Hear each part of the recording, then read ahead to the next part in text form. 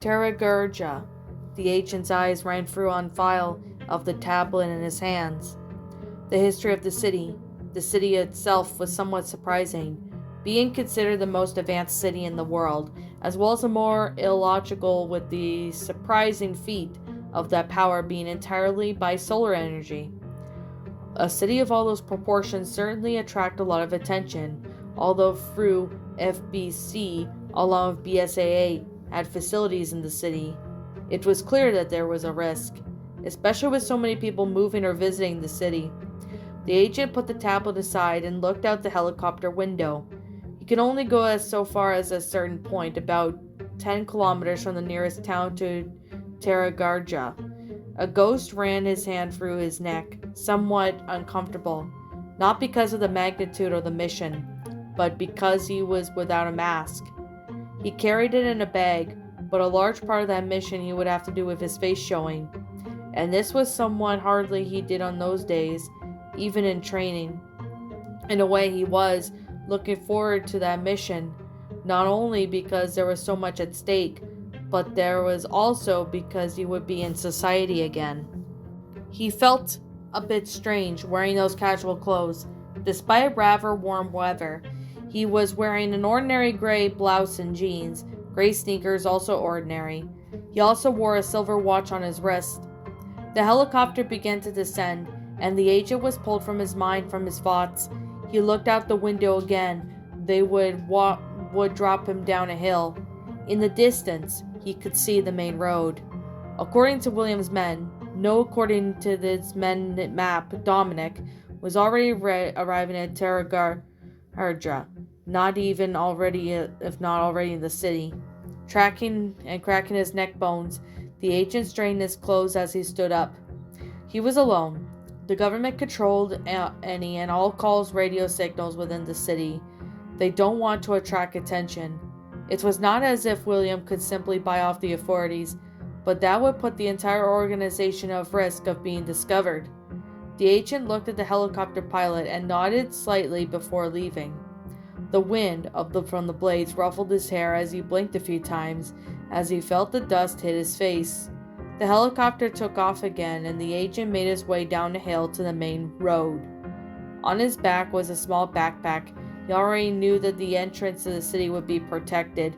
The inside of the backpack was only with some random clothes, a camera, and food. The only weapon he had was a knife, hidden inside the medium-sized bag of crisps. There was no other way with this city with the pistol. He couldn't make much noise. He couldn't take any risks. He couldn't draw any attention that we will only rely on his skills of conclusion of the mission. Once he reached the main road, he started walking down towards town. Sarah's cause, he looked around. Realizing that there were no vehicles approaching, he picked up his fake ID, making sure that he hadn't missed anything. His name was now Fyodor Atos. He had came from Greece to visit Taragertra due to the fact that he likes Syracuse, and the city had great culture diversity, including Greek and Roman culture. He was 25 years old, unmarried. His parents were Penelope Atos and Articus Atos. Yes, everything seemed to be going well. After some walking, he finally reached the entrance to the city, and his eyes focused on the bus stop ahead. The entrance to the city was very busy. There was a bar to his left, and along the sidewalk ran a row of clothing stores, restaurants, and ice cream stores. He walked calmly in front of a car store, listening to the conversations around him. He couldn't help but stare at everything, at least for a few moments. It hadn't been that long since he'd last been surrounded by so much urbanization. The noise of the city, the different voices, was something that he didn't know or had missed. It was good to hear that again despite the circumstances. And he couldn't help but notice that for some reason he was been drawing attentions to himself. He could tell the people were looking at him, following his steps, and he couldn't control mind from his training kicking in. His guard was instantly up, his muscles tense, and he was prepared to act at any moment. Having people watching him like that was disconcerting. However, he had an idea why. Most people were staring at him were women. He was aware of his appearance, and he knew he was handsome. Not to mention it was rather obvious that he wasn't from there, and even though he had Italian blood in his veins, at that moment he missed his mask more than he ever had. He sighed slightly and shook his head. As strange as it was to see so many people together again, he had to keep total focus on the mission. The agent reached the bus stop and glanced at the people beside him. 5 people in total, 2 women, a girl in her teens, and 2 men, one of them clearly older than the other. The other 2 women seemed to be friends, and they were talking lively to each other. One of them handed a bag of groceries in hand, peanut butter, and some bread, sardines, and as far as he could tell, some apples. One of them just stared at them for a while. He noticed when she touched her friend's arm and pointed towards him. Again, this was concerning. The teenage girl seemed to be on her way to study. Her backpack was slightly open, revealing a notebook with a book or 2. She was well groomed, and it was clear that she had just taken a shower. The gum that was showing in her pocket freshly opened.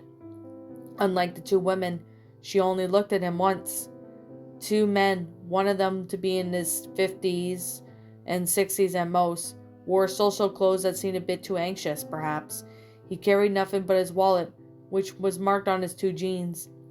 He looked at him too, but simply because his mind didn't seem to preserve very much. The other man had nothing special.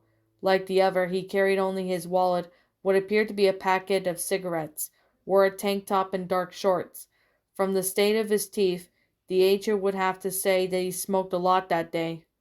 Theodore looked at both and glanced at the clock, 9:16 in the morning. He raised his head and looked around the man next to him.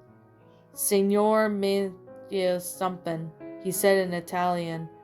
The old man just stared at him for quite a few moments, appearing to be anxious perhaps. The man replied in Greek, and Theodore smiled slightly, nodding his head. The man who spoke in Greek had not understood what he meant. Theodore repeated something, asking what time the bus passed, and the man shook his head, slightly surprised to find someone who spoke his language. Glancing around, Theodore could make out of the young girl, just looking at him, also a little surprised. The man explained, and Theodore checked his watch again. 9:18. The bus was 8 minutes late. Terra Garcha, Theodore replied, and the man's eyes widened slightly, and a smile was born on his lips. Theodore nodded slightly, pleased to know that the man was headed for that as well. The agent asked, extending his hand towards the man, who soon shook it firmly. Stefano, he said, and Theodore looked around, not only checking his surroundings, but also looking for any buses nearby. The bus appeared a few meters ahead and was approaching quickly. Stefano asked, and the agent nodded, noticing the arrival of 2 more people, putting him on alert. The bus pulled up and the door opened. The man was next to Stefano, who was first to enter. Stefano looked in the direction for a moment. Then he turned to the girl next to him, signaling that she could go first, along with the 2 other men. As they entered, he turned to Theodore, who only signaled that he could go first.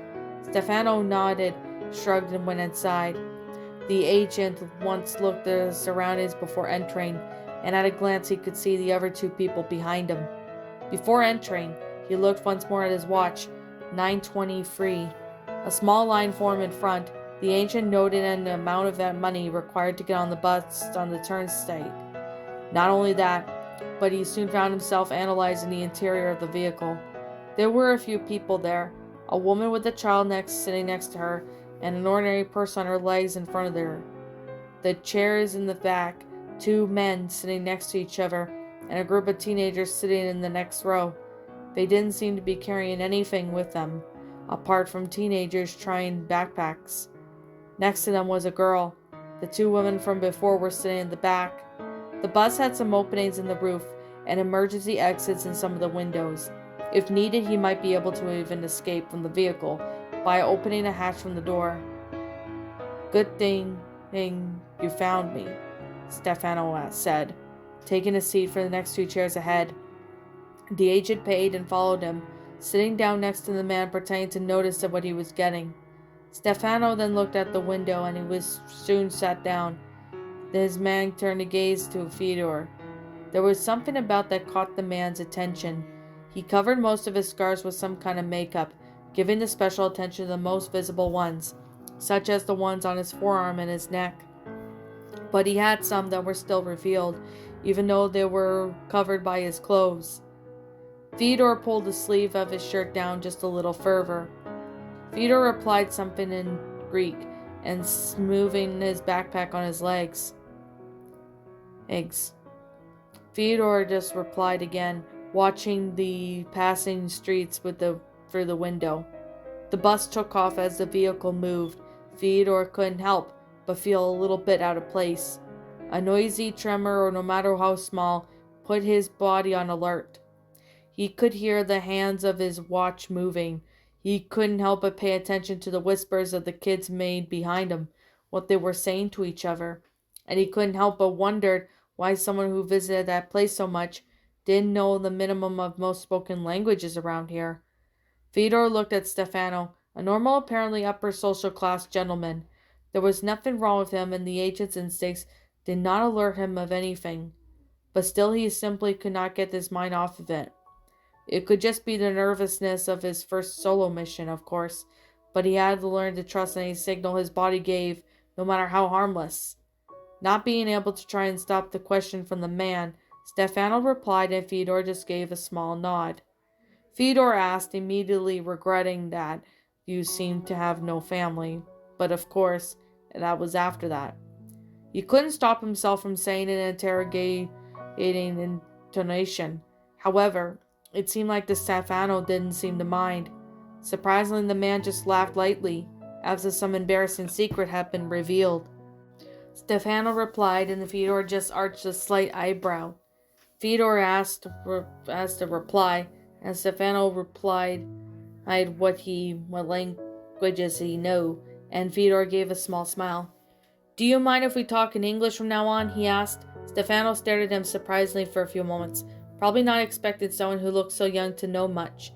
"No problem at all. You have a favorite language, apparently. Haha," Stefano said, and Fyodor just shook his head, looking out the window for a few moments. "My mother was born in the United States. She taught me her language. It's been a while since I spoke to anyone, so—" "No problem," Stefano interrupted him, letting out a slight nasal laugh. "It sounds like you have a bit of knowledge with foreign languages." "I've always had a lot of interest. It's amazing how much you can learn about other culture than your own, about different peoples, just by understanding their languages," Fyodor replied, and Stefano looked at him with a strange look for a few moments. It was a businessman's look, seeing opportunities that other people didn't see. "I must say I'm a little surprised. So young and already with so much vision. If you'll go far, kid. Your parents should be proud," Stefano said, and without saying anything else, Fyodor just stood there and nodded in response. A small smile formed on his face, which soon disappeared with certain bitterness. After a while, the bus stopped again, and after a few more people got on, as Stefano gave no indication of what was going to get up, Fyodor just kept quiet, although he glanced at the first people boarding. First, a woman already quite old, wore a simple pink shirt and a long skirt with a small bag on the side, sat down on one of the preferred seats further ahead. After her was a man, perhaps in his late 20s. Nothing really interesting about him. Aside from his clothes, he worked in a pharmacy. Finally, another woman, a little past 30 minutes perhaps, hard to tell with her makeup. She dressed as well, but not to the point of indicating she was going to a party or anything. She carried nothing but with her exception of a small purse. It was like this the whole way. Every time the bus stopped, whether to let a passenger on or simply because of a stop sign, he analyzed the people around him. He didn't want to admit, but the little time he spent inside that bus, the more people came, and the more suffocated it became. His body understood every single one of those people was in a potential enemy. He was surprised to find himself thinking over 5 different ways to kill every sight of those people if he had to, whether they were armed or not. He shook his head, and that was. The bus stopped again. This time Stefano gave him a gentle nudge on the arm, indicating that this was their destination for now. Fyodor stood up and put his backpack on his back, walking towards already opened exit. Along the way, he could feel some eyes following him, along with the sound of Stefano's footsteps, now slightly louder whispering. As soon as they got off the bus, Fyodor's eyes ran through his surroundings. There was a restaurant at the end of the street. On the other side, the gym with a few people running on treadmills, facing the glass that served as a window. "Come on, we have to walk a bit to catch the next bus. That one will take a while," Stefano said, starting to walk in the opposite direction from where the restaurant was. Fyodor walked behind him. After taking a few steps, walked beside the man. "Do you have your ticket to enter Tarragaccia?" Stefano asked. "Yes, but that's not the bus that goes straight there," Fyodor said, and Stefano shook his head in agreement. "No, but it's a bus that will take us to the boarding area for the bus that goes to Tarragaccia. They sell some passes. I was just asking in case you didn't have one. You could pay a little extra," Stefano explained, and Fyodor just shook his head in understanding. They walked down the busy street, with Fyodor looking around almost all the time, all an excited tourist visiting the city for the first time. In a way, this was true, but he was doing this so he can get to know the place. He wouldn't exactly say he exactly photographic memory, but it was enough to recognize the place somewhat happened, and it was easier to get out of town quickly just in case. They walked for some time, until up ahead, Fyodor saw a bus stop with a certain amount of people waiting. The place was a large condominium in front of the electronics store, covered by some trees that were for protection from the sun. It appears like we'll be here with quite a few people, although I have seen a lot more," Stefano commented beside him, and Fyodor just cracked one of his bones with his fingers. As he approached, he was caught the attention of a few people, who looked at him for a moment and then looked away. Most of them had their arms crossed. Others, mostly the younger ones, had headphones on, focused on their music, whatever they're listening to, or talking amongst themselves. Men, women, young and old, 12 people in total, apart from 2 of them, of course. "I assume you have enough money that you don't have to wait for the buses. Then why don't you come with your own car?" Fyodor asked, taking a few steps away from the crowded people and bus stop crossing his arms, not looking at Stefano. "Like I said, I wanted to come without anyone on my tail. I don't mind taking buses. It's important not to let yourself get to wealth and enjoy normally once in a while," Stefano replied, also crossing his arms, taking a few steps beside the young man. Fyodor looked at Stefano for a few moments. He had his arms crossed, eyes were fixated on the poster taped to the post across the street, a relaxed, carefree posture. He decided to make a conversation to ask more about Stefano's life, and about questioning the other party, realizing that they were being questioned. And at the end, he found out nothing major about the man, and the bus finally arrived. Both of them were the last one to get on after a uniformed man checked the tickets they were carrying, as well as their IDs. Fyodor premeditated his gaze over the man for a few moments. Without being noticed, a member of U.S. Stratcom, United States Strategic Command, he already knew that Tarragaccia was extremely protected, so it was no surprise. He clicked his tongue in mild disgust after getting on the bus. The government said that the city was extremely protected, of course, only to hide from corruption under the covers. He knew that Dominic paid an obscure amount of money. He knew that the authorities would accept, because Dominic had a legal company, a famous company, and was a figure of some importance to the government. He knew that he bribed the authorities for some hidden things. No chance for a man like that to walk freely through such a protected city otherwise. The bus had dark windows that were refrigerated inside, considerably more comfortable than the one he had been previously. The vehicle house had some openings for the roof, although they were closed at the moment. There was a hatch on the floor, what appeared to be a silhouette of a door in the back intruding. They had sat in the back seats, and it wasn't long before the bus moved. This time Fyodor and Stefano sat in the different seats, because there were already people inside before the bus got to that stop. Stefano was 1 seat ahead, and Fyodor sat next to a young man with headphones on. He looked out the window, just for a few moments, at the places as the bus passed by. People were going on about their normal lives without even suspecting that was happening nearby.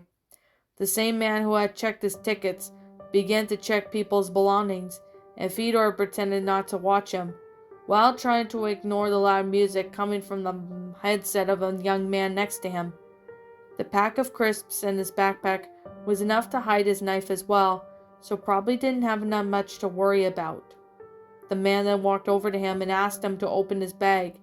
Fedor did so, watching the man remove his camera from the inside, as well as rummaging through some of his clothes until after a while of rummaging through his belongings, the man returned to his bag.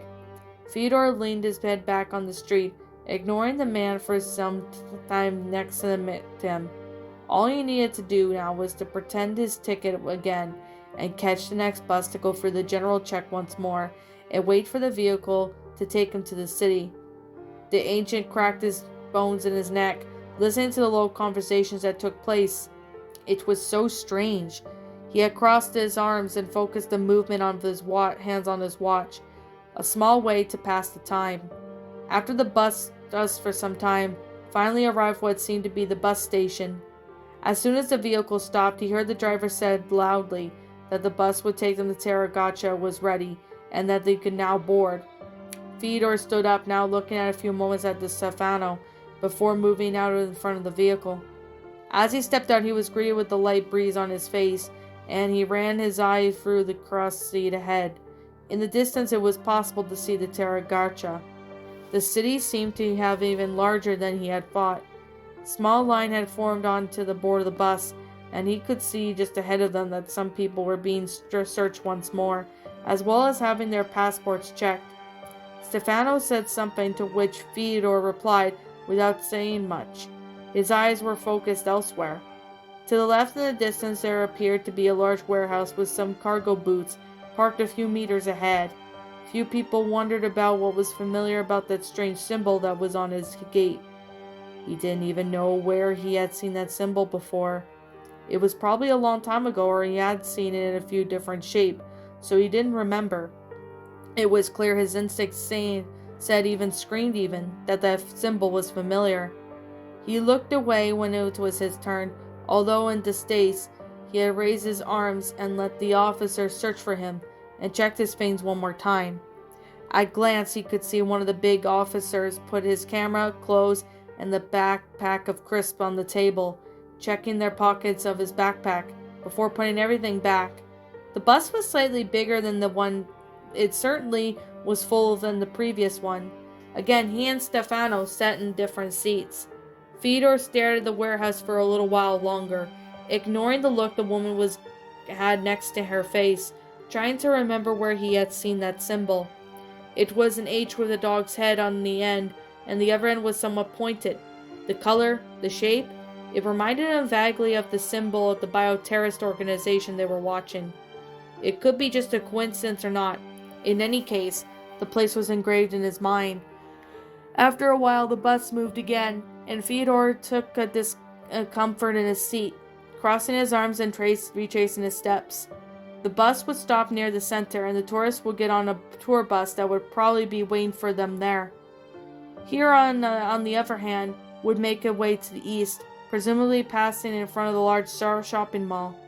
You would get a turn onto the street with the fancy clothing store in the corner, and according to sources, Dominic would arrive at the restaurant on that street around 12:50, the little routine that the terrorist had created each time he went to Taragacha.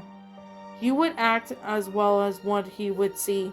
He lowered his eyes and then looked at his watch. 11:49. His team would be watching the city via satellite with a few scattered cameras, but it wasn't like that if they could intervene. The city's security was strong, and they couldn't simply control the radio system to communicate with them. At least not more than a few seconds, in other words. Regardless whatever it went right or wrong, he was on his own. Fedor cracked the bones of his neck, his eyes focused on the ceiling with the expressive face. He didn't know if William was putting too much faith in him, or if he was really truly believed in his abilities that much. A small smile broke out of his lips, and he gave a nasal laugh, as if they were ever going to happen. The trip down into town had taken longer than he wanted. The moment he had gotten on that bus, His mission had changed direction. He had his manner. Through the window he gazed for some large time at the buildings of the city. Because of the time of day, the city was busy. Many cars were plining the streets, and he could occasionally see some tour buses and vans. At one point he could even see the shopping mall that he had a reference from when he encountered from a couple times until the bus arrived at its destination and parked. For 80 seconds, this was the vehicle that was constant low speed. The math was rather simple. He looked at the focus on his eyes on his watch. 12:24. Practically 3 hours since he last caught that first bus. The vehicle stopped and people got up. He decided to stay a little further back. As he got out, he squinted aside and immediately began to make his way. His steps were quick and silent. It was almost like second nature. If anyone noticed him, it was already too late, and he was already far away. As he turned around to go for a few moments, he could notice Stefano looking around, probably wondering where he is. Theodore or Ghost just ignored him and continued on his way. His face was serious, and his steps were firm, although it didn't seem to make any noise. If anyone saw him, they would just think he's just another one in the crowd. Handsome, elegant young man, going about his normal life. The place was very beautiful, and he had seen some protective places with a large amount of people. Places that explained more of the construction of the city that had, or something beautiful and important that attract tourists. After a while, he reached the mall from before and continued to follow the path they had memorized and with quick steps. There were many people in the streets, tourists, visitors, and residents. There were also many shops and street vendors offering tours of some kind of food.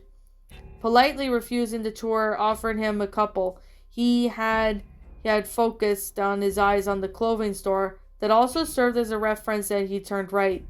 Now it was just a matter of going straight. After walking for some time, he could finally see the restaurant where his target would be. He looked at his watch again to read 12:47. Looking both ways, he took out his camera from his backpack and entered the restaurant. The place was stylish and very spacious. There were many people there, but it was still a long way from being full. Couples, families, group friends, tourists, and even by language from Brazil. Ghost walked over to a small empty table in the corner and sat down, placing his own camera on the table and taking the menu with both hands. The table had a good view of the restaurant. Just then the door of the restaurant opened, and his target walked through it with two other men following him. They wore casual clothes so no one would think that they were terrorists, just a group of friends enjoying their vacation perhaps. The ancient raised his menu slightly in front of his face, but still expressively. He knew that someone was armed, and all three of them were. Dominic and his man walked quite calmly through the restaurant, sat down near the window. One of them was bald, probably in his 30s, had a mole to the left and the side of his chin. Another one had a short military-cut hair and a small, well-groomed beard. The bald man inspected the place quickly, and the ancient could feel his gaze on him for a few moments, but soon it dissipated. Ghost then raised his arm to call for a waiter, who promptly attended to them. He ordered, and the waiter took his note, asking if he wanted anything else, which the agent probably declined.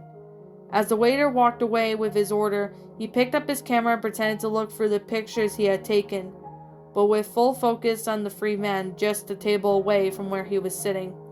The place was somewhat noisy. Sounds of plates clashing, cutlery bumping, people talking. The agent couldn't hear exactly what they were saying, but he could hear enough. The man with the military cut said something, crossing his arms and leaned back against the wall. Dominic said something, and the ancient gently squeezed the camera in his hands. They were talking about money. He and his team had the knowledge that both Dominic and the other important members of the bioterrorist organization and had legal business spread across the world. Relatively successful businesses. No wonder why they had enough money to bribe the government and maintain the laboratories in the world. The ancient leaned one of the arms on the table as he passed by through some random pictures that were on the camera. Dominic and the other two began talking about legal business. the partnerships that they had planned to make, and ideas of expanding the company had. It reminded him of Umbrella. They at that point touched the subject on their secret laboratories or anything like that. It made sense, even though they were speaking in Russian. It was not all that clever for them to talk about this subject in public. 2 minutes later, the waiter approached with Dominic's table, placed a bottle of wine as well as glasses for each of them. Dominic said to the bald man, whose name was the ancient now knew, and Gregory just nodded. 22 minutes and 35 seconds later, his glass of wine arrived with his food. He put the camera aside and picked up his cutlery. After 4 minutes and 32 seconds later, the waiter approached Dominic's table with their food. The ancient raised his wine glass to his lips and took a small sip. He couldn't remember the last time when he had wine or any kind of other alcoholic drink. As soon as he put the glass back on the table, he returned his attention to his food, now half-eaten. As he finished eating, he stood up, put the camera around his neck, and walked to the cashier to pay, which he knew warehouse Dominic had been referring to. He knew which boat had a parking lot Gregory should go. However, it was better that he left first, so not to arouse too much suspicion, and deal with Gregory without anyone noticing. When he paid, then left the restaurant without looking once back, turned left. There was a small square ahead. He could wait for Gregory there. He looked at his watch. 13:21. The ancient leaned against the tree and crossed his arms. The place was busy, and he was relatively far away. He also doubted that he'd be spotted. 7 minutes and 45 seconds later, the free man then left the restaurant. The ancient raised his camera and zoomed in on Dominic. They had talked about something in front of the restaurant for a few moments, until Dominic and Eskilsel across the street to get into their black car, parked between them. Gregory just stood right in front of them, and as soon as they had driven off, he started walking down towards the streets to the parking lot. Ghost then put down his camera and also started walking a little slower than Gregory, but always keeping him at line of sight. It was amazing now a terrorist how it could look, and there in the middle of the crowd he appeared to be nobody. Crossing the street, Ghost walked along the same sidewalk as his target, who was at least 25 places away. The pier was his line of sight, and Ghost watched Gregory walk down the street. The ancient crossed the street and leaned slightly against the traffic barrier on the road. The road was a long way down, and below it was another road with much less traffic. Only cargo vehicles were allowed, and their vans were parked in a large area. There was a restaurant just in front of where the boats were parked, and at the head, a few dozen meters from the restaurant, there were warehouses and garages that Dominic and his men used. He could see a few boats marked with the badge. Looking to his side, he hurried his steps up to catch up with Gregory, who was already near the end of the streets. The man complained loudly when he saw the parked vans, muttering in something which was not what the agent could not hear. Gregory grunted, rushing the workers into the outside of the vans and with the rear doors open. In front of the vans were a few boxes laid scattered on the ground. Ghost clenched his eyes slightly. Considering what the warehouses were restricted in location, he would have to find a way to get in without being noticed. He would just have to get one of those vans. Gregory interrupted the worker, continuing on his way. As he did say it was not looking like the workers were there. The workers in turn were turning, looking at Gregory, who was walking away. In other words, no one was looking at the back of the vans. Seconds all Ghost needed. One of them said, placing the boxes inside the van with the help of another man. Another one said that they were just concentrating on putting those boxes back into the vehicles. As soon as they were done, they closed the doors and got into the vans. Ghost stood up from where he had been hiding, taking a few boxes off himself. He had looked around and balanced himself as the vehicles began to move. The interior was dark, but that was not a problem. He placed his backpack on the ground and opened it, taking a few bags of crisps from inside of it. As he opened the bag, he took out his knife and his mask, which were protected by a small plastic bag. He could hear some gates being opened, voices echoing nearby. He was in. Ghost purposely put his backpack near the sliding doors and returned to his position. The moment those doors opened, he would act.